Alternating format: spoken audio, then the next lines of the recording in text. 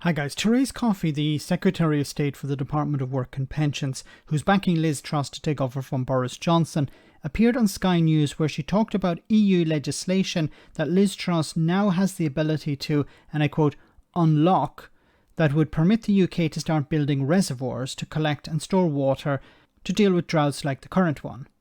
This was in response to a question about Liz Truss's opposition to solar panels.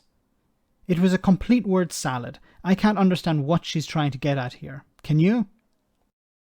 Liz Truss has committed to the net zero target, but on the other hand, she's also called solar farms the most depressing side. She won't rule out more North Sea drilling, and she's talked about, or she's planned to scrap the green levy on our energy bills. I mean, it sounds pretty inconsistent. Well, I think it's about having a moratorium on the green levy, which adds about £150, £160 to people's energy bills, and to fund elements of that through general spending rather than putting it on energy bills. So that's one way to help households directly with the cost of living. £150. When bills are going up by hundreds of pounds, you're going to take away £150. Okay. Particularly at this challenging time.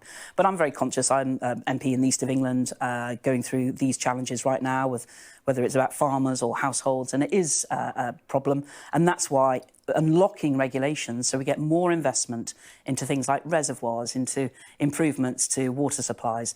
Those are the sorts of things, if we can get more private investment in, by getting rid of some of the European regulations that we have, those sorts of things will start to make it easier to secure that investment. So the UK couldn't build reservoirs when it was a member of the European Union because of some European legislation. Now, she also mentioned here private investment. Is she suggesting that there are no reservoirs in Europe? That in European Union states there are no reservoirs and none of them are public-private partnerships? What is she talking about? Obviously, she's lying. There are reservoirs in Europe, and there are reservoirs which are built with public-private partnerships. There is no legislation. Now, I can't really respond to this. I can't say here is the legislation she's talking about because it doesn't exist. There is no legislation that stops businesses from getting involved with governments to build reservoirs or public works. I really don't know what she's talking about. And have that long-term approach in improving our water infrastructure, but also other utilities as well. What other utilities? Now, she talks here, of course, about other utilities. Which ones? Electricity? The same thing happens. There is public-private partnerships. Some of the energy companies are state-run, some of the energy companies are privately run, and some of them are a mix of the two in the European Union. So I get back to the question, what legislation is she talking about? And this is where it's quite frustrating, where you don't have a journalist who actually asks her, can you point out the legislation that you're talking about? What legislation is stopping you from building reservoirs or from reducing leaks in water systems? What is it? Please tell us so we can actually look at it and we can scrutinize it instead of just believing what you're saying.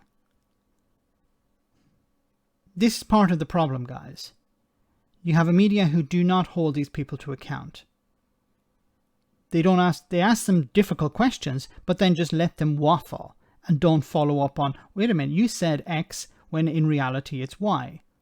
Or you said that there was legislation that needed to be removed, but you haven't told us what that legislation actually is. And you wouldn't actually need to see the legislation. You just actually put her on the spot and say, what is the legislation? Can we have the name of it? Because if you're getting rid of it, surely you know what it is. Let me know in the comment section, guys, what you think.